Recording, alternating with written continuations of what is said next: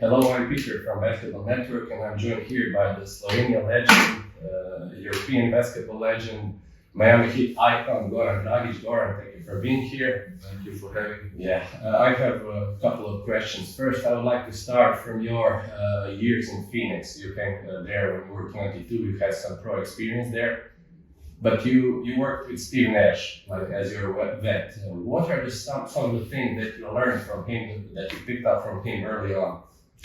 I mean, I would say, just how to be a professional first, how to take care of my body. I was sitting next to him on the plane, every plane ride, and he was eating healthy. At that time, I'm still young, I'm eating whatever, and that was probably number one. And then, on the basketball court, just how to approach the game, how to play the right way, and we played the same position. He taught me how to play pick and roll, how to maneuver inside the paint and be patient, not to pick up the ball. And of course, we have totally different style of play, but still just to be there and to give me all the good advices that I need early in my career, because I didn't play much, I struggled. And one of those advices was to be patient, put a lot of work in and wait for my opportunity. Maybe it's gonna be one or twice, and if you don't, and I have to take advantage of that. Yeah, for sure. And that really happens. Yeah, for sure. Perfect. And I would like to talk another Hall of Famer that you shared a locker room with, Shaquille O'Neal. You were like, he mentioned that you were like, you and Kobe were the only guys who didn't withstand his rookie hazing, like his notorious rookie hazing. And how's that experience of sharing the locker room with that kind of legend, that kind of presence? It was amazing, but I always joke around to Shaq. I'm from Balkan, you cannot hate me so hard because I seen everything. Yeah. So, but yeah, he was funny. He did take care of me, like all the rookies, me and Robin Lopez. And it was an unbelievable experience just to be next to him and to see him, how he's interacting with players, with people. And I always gonna say he's a big teddy bear. He's such a genuine, nice human being that. But of course, when he's on the court, he changed. It's a beast, and it was a privilege to share the locker room and to spend it 1 year with him. So. Thank you. And I would like to ask, maybe you had the best years, maybe as a member of the Heat, the famous, renowned Heat culture. How was that playing under Coach Paul, and maybe more importantly, the guy behind the scenes, Pat Riley? What was that experience with him? Was amazing.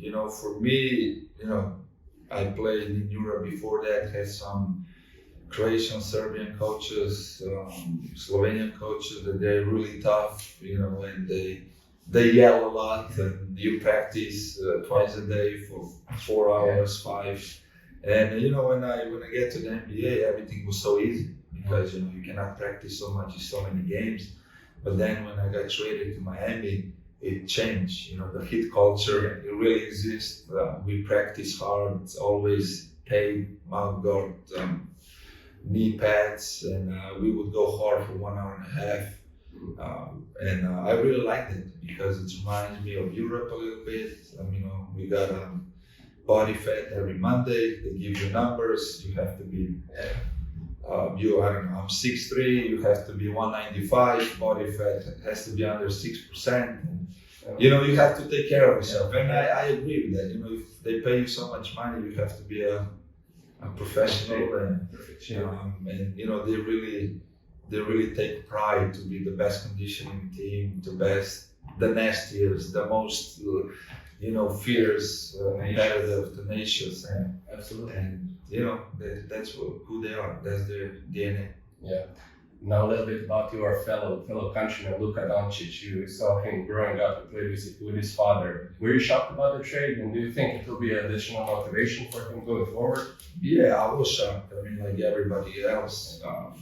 Actually, I was in Brazil at that time, and the news popped out on my phone, and I was like, "What is this? Probably some Brazilian fake news or something." And then really I started getting text messages, and then I realized that is true. But yeah, I was shocked. But you know, that's part of the business. You have to move on. He has to move on.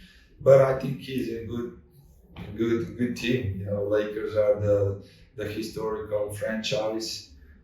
They're gonna build a team around him, and he's gonna have a lot of success.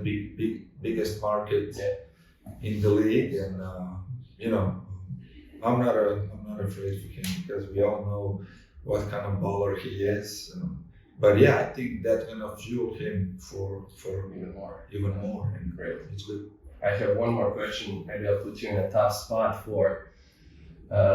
Let's just imagine you're the coach. Give me your starting five from the players you played with, both international, national team, and the NBA. Okay, that's number center position 5 Shaq, the most dominant big guy. And then point guard, I would put Steve Nash. 2 guard, I'm gonna put Dwayne Wade.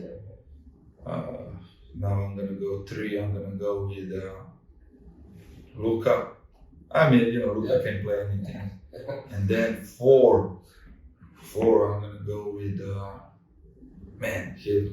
you got Chris Bosh, Amari Stoudemire. Some names. Yeah. You know what? I'm gonna go with because at this time it's a lot of shooting, so I'm gonna go with Chris Bosh because he can play inside and outside. For sure. Thank you. Goran, there we go. Thank you.